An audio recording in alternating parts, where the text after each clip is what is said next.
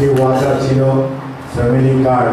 ইনশাআল্লাহ আমরা আপনাদের সবার সহযোগিতায় অতি দ্রুত আমাদের মাননীয় প্রধানমন্ত্রীর নেতৃত্বে খুব দ্রুতই এইটার কর্মকাণ্ড শুরু হবে। প্রাথমিক পর্যায়ে এটা পাইলটিংয়ের মতো, অর্থাৎ হয়তো বাংলাদেশের 8টি বা 10টি উপজেলার মধ্যে এটা হবে। তার পরবর্তীতে কি 3 মাস 6 মাস ধরে গ্রাজুয়ালি এটা ইউনিভার্সালি, এখানে কোনো ধরনের ডিসক্রিমিনেশন হবে না, কেউ পাবে কেউ পাবে না তা না। এখানে যারা হতদরিদ্র সবাই পাবে। সেই ধর্ম, লিঙ্গ অথবা কোনো বর্ণ অথবা কোনো রাজনৈতিক বিশ্বাস এখানে কাজ করবে না।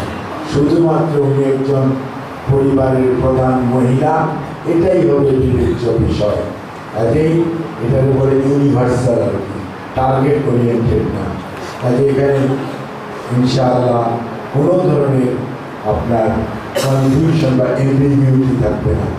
আর চলমান যে সমস্ত ভাতা যেগুলো আছে সেগুলো অ্যাজ ইট ইজ চলতে থাকবে। গ্রাজুয়ালি হয়তো কোনোটা আপনার ওনারা স্থানীয়ভাবে পরীক্ষা নিরীক্ষা করবেন, কেউ হয়তো আপনার অনেক যেমন কার্ড বা ভাতা যার যতটুকু প্রাপ্য পাওয়া উচিত সে যাতে ঠিক মতো পায় সেদিকে নজর দেওয়া হবে।